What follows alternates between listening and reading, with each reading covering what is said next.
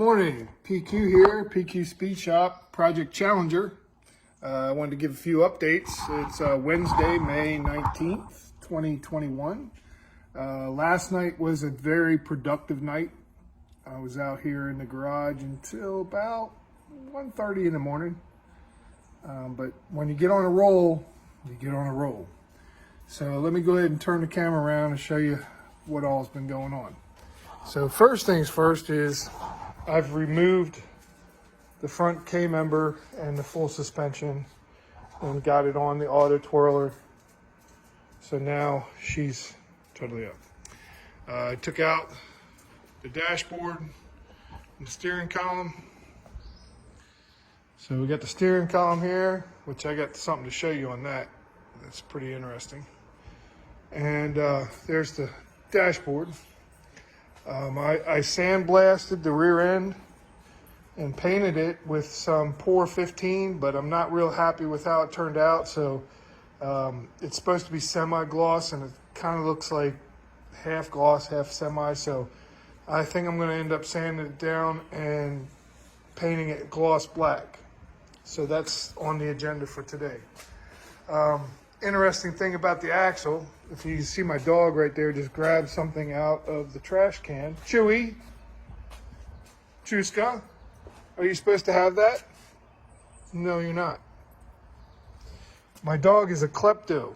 So when I was taking apart the rear end and taking the studs out of the end of the axle here, I was going to sandblast them and put them back together. Well, no sooner I knocked them out, turned around to go get a bag to put them in, or the magnet thing, one of them was missing, and we have not found it. So I ended up having to go to Dr. Diff and order a new set.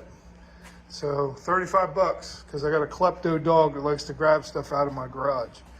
Another new addition was I picked up the oxyacetylene torches the other day, something I've been wanting to have for a while, and I finally got around to it.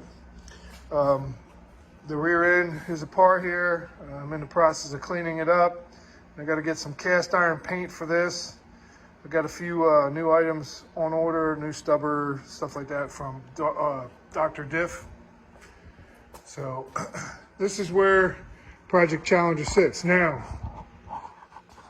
if anybody knows anything about Mopars, you know that each one of them comes with a build sheet. And since I got this car, I had been looking for a build sheet. You know, normally it's under the seat, under the rear seat, behind the dashboard, something like that.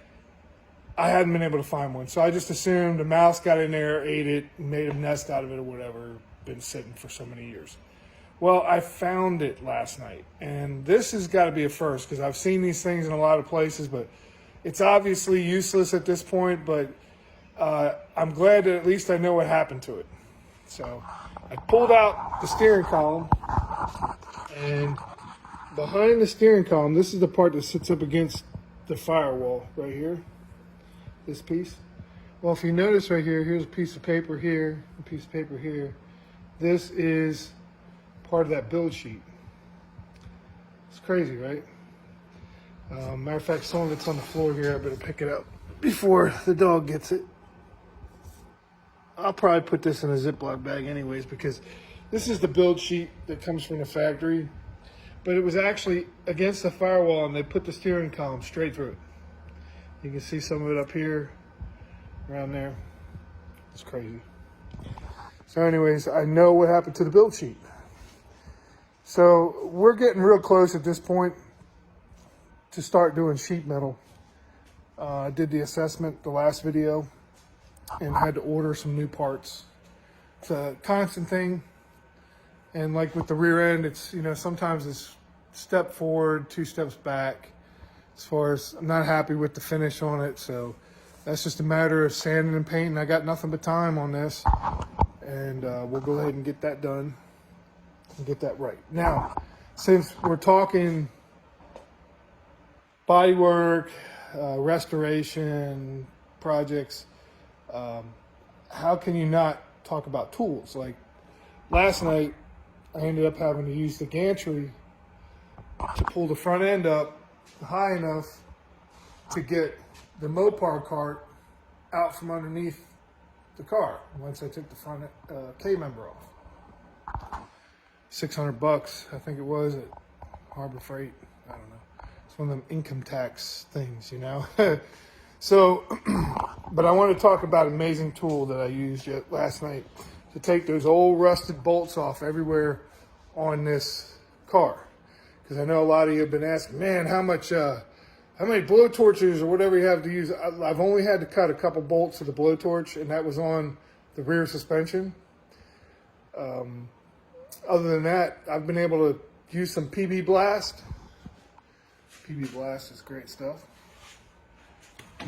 Not sponsored by them, but I will plug them because this stuff is amazing.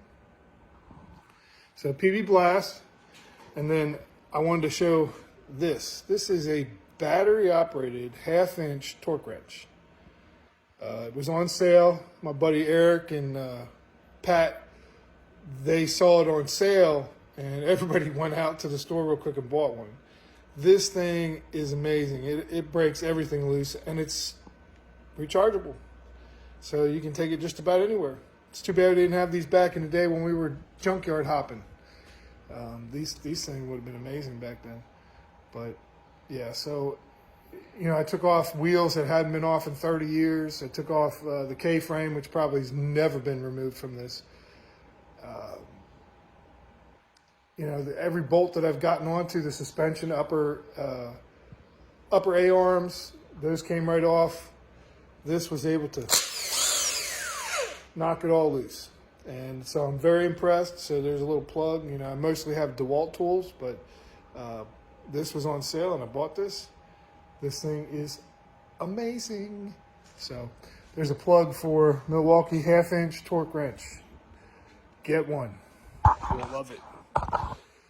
And so that's it. You know, a lot of this stuff that I've been able to do here, I've been able to do just simply because I have the space and I have the tools, and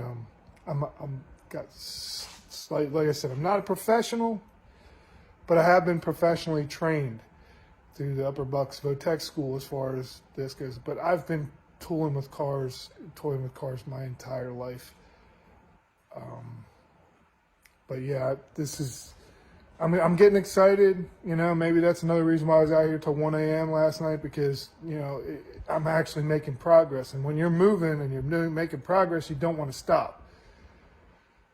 So I think once I start getting some of this new sheet metal in, it's just gonna hype me up even more, because then it's no longer just a hunk of junk, a rusty pile of junk. It starts becoming a car again, and there's the value. You know, there's the car already has value. It has value to me. It has value to a lot of folks who like the older Challengers. But this car has sentimental value because I know this car. I rode around this car when I was 14 and 15 years old. So, you know, the fact that I was able to get it from a friend, you know, after some prying and prodding, it's been sitting here for like 6 years. So it's time to start moving. And I've been doing other people's projects and projects around the house and working on motorcycles and, you know, messing with being unemployed and employed and, you know, retiring and this, that, the other. So I've got time now. I've got some stuff to do. You know, I'm still working, but I don't know how long that's going to be for. I got some German Shepherd glitter on me here. That's what we call the white Chuska hairs and the China hairs. But I wanted to touch base. Thank you all so much for sticking with me and joining in. And I found it easier to do it this way, to do the videotape on my phone and then upload it instead of doing a live chat, because once I do the live chat on Facebook, I can't get it off there. So if I wanted to put these together in a series on YouTube, I couldn't. So now with doing it this way, I'll be able to put this stuff on YouTube later, and hopefully other people can watch and share. So thanks, and I'll talk to you all later. Bye.